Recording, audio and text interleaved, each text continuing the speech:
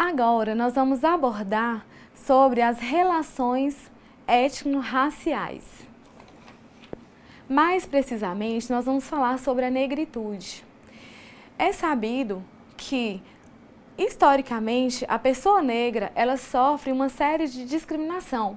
E isso é latente hoje em todo o espaço. E em nossa instituição não é diferente. Então é importante que você, colega, ao ter o nosso estudante, que é negro, que tenha um olhar diferenciado no sentido, não é somente da aprendizagem, mas no sentido de incentivá-lo a participar dos movimentos voltados para a negritude. Nós temos dentro dos campi já o NEABI, que eu vou falar mais à frente, e é importante que você tenha também, dentro do currículo, dentro da sua aula, as abordagens voltadas para isso. Por que eu estou dizendo isso? Porque a gente sabe que é de costume nós trabalharmos as relações étnico-raciais apenas no período da consciência negra, lá em 20 de novembro, e não devemos trabalhar nesse sentido. Então, como que acontece na rede? Na rede, nós temos os núcleos que faz o assessoramento voltado para a política das relações étnico-raciais. Isso acontece em toda a rede federal. E nós temos alguns fomentos no sentido assim, de pesquisas voltadas para isso. Na rede federal, nós tratamos a questão das relações étnico-raciais e temos também, dentro do MEC, um setor que é responsável para isso. Hoje ele está lotado na SECADI, também que a gente pode recorrer e buscar formas de trabalhar não só na pesquisa, os fomentos necessários, temos editais. E isso é importante que você, professor, esteja atento. E aí, voltando aqui, como que nós devemos fazer esse trabalho dentro das relações étnico-raciais no nosso campus? Como eu disse, não deve ser uma ação pontual. Então, é importante que nós tenhamos isso inserido no currículo, que inclusive a legislação torna isso obrigatório, a 10.639 de 2003, ela está disponível na nossa sala, tem a orientação lá, dentro dessa legislação, e que não deve ser também, gente, essa discussão, essa inserção no currículo somente no ensino superior. No ensino médio, nós também devemos tratar sobre a negritude. É necessário, nós devemos discutir. Então, que não sejam ações pontuais. Nós temos campi que já desenvolve isso, que vocês podem tomar como exemplo, podem buscar. E na nossa sala tem algumas sugestões lá de como você desenvolver os projetos. Tem sugestões de filmes, tem sugestões de livros, tem sugestão assim que você pode desenvolver as atividades voltadas para a negritude. Dentro do material da sala, eu chamo a atenção para o curta Vista Minha Pele, porque ele é um curta que ele é todo trabalhado, todo desenvolvido dentro da escola, e aí você percebe a gama, a riqueza de informações que você pode trabalhar e desenvolver um trabalho muito voltado para a negritude dentro do campus. Tenha como base esse filme, é uma sugestão, ele é muito interessante, assista, ele é bem pequeno, somente 26 minutos. A legislação, que a gente vai focar aqui, é a 10.639. Leiam, faça a leitura. E não esqueça, professor, ao planejar, insira dentro do seu plano de aula discussões voltadas para essa temática e que não seja pontual. Envolva com os outros colegas e trabalhem a questão das relações étnico-raciais em forma de projetos, em forma de oficinas.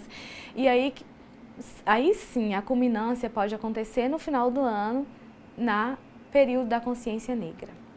Neste momento, nós vamos assistir o vídeo da professora, que é doutora em antropologia, e a professora Mariana, do campus Diamantina, que gentilmente gravou um vídeo para você, colega. Olá a todos e todas, eu sou Mariana Emiliano, professora do curso de técnico em teatro do campus Diamantina. Em primeiro lugar, quero dar as boas-vindas a todos vocês, desejo e espero que todos sejam muito felizes na nossa instituição. Pediram para a gente falar um pouco sobre diversidade, sobre relações étnico-raciais, em especial a questão da negritude, que é o que nós temos trabalhado mais aqui em Diamantina. O NEABI daqui teve essa opção por trabalhar a questão do negro, por estarmos em uma cidade onde a maior parte da população, mais de 70% da população é negra.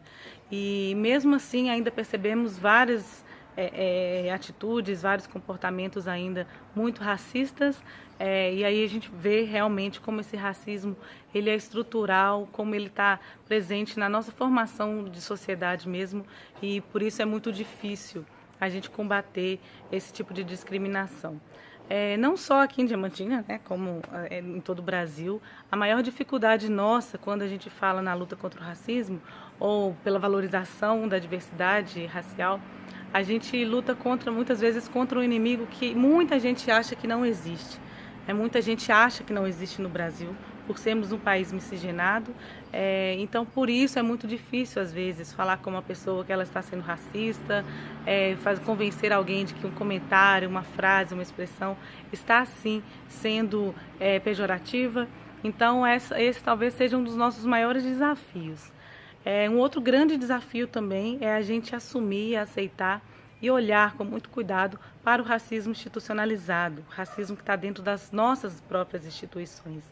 E a gente vê, por exemplo, uma desigualdade enorme entre os cargos de direção, que são a maioria das vezes ocupados por homens, em sua maioria brancos, ao passo que nós temos aí nos trabalhos menos remunerados, por exemplo, no caso, por exemplo, dos serviços de limpeza, os terceirizados, são ocupados em sua maioria por mulheres negras. Esse é só um exemplo, né, de como esse racismo institucional está aí presente no nosso dia a dia. E não é uma questão para poucos, é um problema que é de todo mundo, é um problema do país inteiro, um problema que é de responsabilidade de todos nós olhar para isso, ter cuidado com o que a gente fala, com o que a gente reproduz, repensar as nossas atitudes, os espaços que a gente ocupa e tentar aí dar um pouquinho da nossa contribuição para que isso não se perpetue por muito tempo. Nós já suportamos muito tempo, né? Já passou-se muito tempo desde que o Brasil é Brasil para a gente perpetuar aí certas atitudes ainda muito coloniais. E faço aí um convite para a gente refletir e pensar sobre isso em vários momentos, em outros momentos, né, ao longo da nossa trajetória aí institucional, não deixar só para o 20 de novembro, né? A gente vive a todos os dias, então novembro é muito pouco para a gente falar de questões tão importantes e tão estruturantes para a nossa sociedade e principalmente da formação de conhecimento, que é uma área que a gente está trabalhando, né? Já que trabalhamos em educação, trabalhamos o tempo inteiro com formação de conhecimento, formação de pensamento, então é muito importante que a gente esteja consciente daquilo que a gente quer reproduzir. Forte abraço a todos e até mais. Então agora nós vamos falar sobre a educação indígena.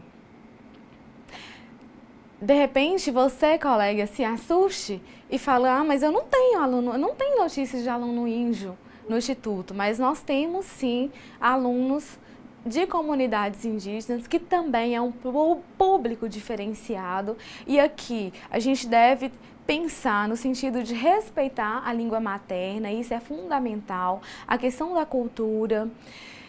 E aí, quero focar com vocês como que acontece na rede a educação indígena. Assim como as relações étnico-raciais, nós temos também na rede os núcleos que cuidam dessa temática. Quando eu digo cuida, é que discute, que trabalha, que vai ser um ponto forte para você, colega, na sua atuação em sala de aula.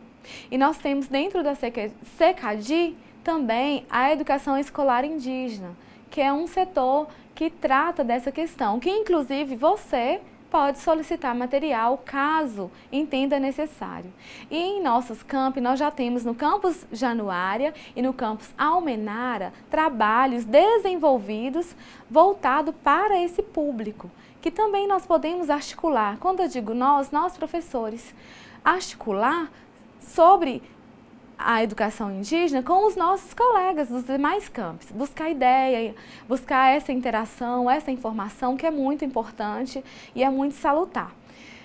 A legislação também vem trazendo sobre a necessidade e a obrigatoriedade da inserção da história e da cultura indígena no nosso currículo, tanto no ensino médio quanto no ensino superior. Assim como a negritude, nós também não devemos fazer somente uma ação pontual e discutir sobre o indígena apenas em abril, no dia 19, mas que seja uma ação contínua, tem que ser contínua, porque nós vamos tratar sobre essa temática ao longo de todo o ano, seja nos textos, seja numa ação, numa roda de conversa, seja num momento, eu vou fazer uma oficina e vou trazer um professor X que discute sobre isso, passa uma pesquisa para o seu discente sobre a educação indígena. E aí você, professor, vai desenvolver essas atividades, vai despertar também o interesse para os outros colegas conhecer essa cultura voltada para o indígena. Então, próximo slide. Quem são os setores que são responsáveis tanto pela ERE, que é a Educação das Relações Étnico-Raciais, quanto pela EI, que é a Educação Indígena? Dentro da instituição, nós temos o Núcleo de Pesquisa, Estudos e Extensão Afro-Brasileiro e Indígena, que é o NEABI. Esse núcleo, ele existe em todos os campi e tem um núcleo central na reitoria. Qual que é o papel desse núcleo? É estudar, discutir, pesquisar sobre essa temática e que vai também poder dar um fundamento para você, professor, que quer atuar nessa área. E para você, professor, que vai desenvolver as atividades em sala de aula. Ele vai dar um sustento no sentido de material, de sugestões, porque é uma equipe que vai discutir sobre isso. Então, ele vai ter sugestão de material, vai ter sugestão de como você buscar, onde encontrar, de eventos, a participação de eventos. Então, essa equipe, o Núcleo de Estudos, o NEABI, ele vai trabalhar nesse sentido, é um dos objetivos. Mas você, professor, entenda que ele é apenas uma forma de assessorar. É uma responsabilidade nossa, enquanto professor, buscar essas formas de trabalhar tanto a ERE quanto a educação indígena. Então, só recapitulando, lembrando que é importante que você tenha esse planejamento e que insira no seu plano de ensino a discussão voltada para a educação indígena. Tem que ter, não somente lá no dia 19 de abril, mas que seja feito tanto com projetos, tanto com as sugestões que a gente já mencionou anteriormente. E aí, eu convido a você que faça a leitura do material que está disponível em nossa sala, que trata sobre essa temática, que vai dar também um suporte na sua ação aí, dentro da sala de aula, aí no seu campus. Bom, professor, nós chegamos ao fim da nossa aula, ao fim do nosso curso. E eu convido a vocês que tenham esse olhar diferenciado de tudo que a gente viu desde lá do início, do primeiro módulo, segundo módulo e agora no terceiro módulo, que é importante a gente romper a barreira atitudinal, que é importante que nós tenhamos uma concepção de que nós não estamos prontos e acabados e que nós precisamos ter a abertura para atender aquelas especificidades que tanto faz parte e compõem a nossa instituição.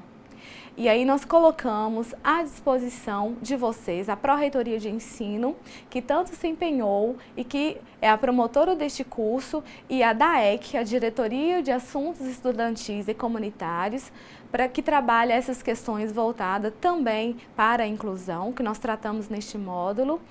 E que você não se sinta só. Sempre que necessitar e que precisar, nós estaremos lá disponíveis. E aí, eu vou passar o próximo slide agora para a gente finalizar, convidando a vocês a ter um coração inclusivo. E eu finalizo com essa frase da Maria Teresa Egler Mantoan, que ela diz: inclusão é o privilégio de conviver com as diferenças.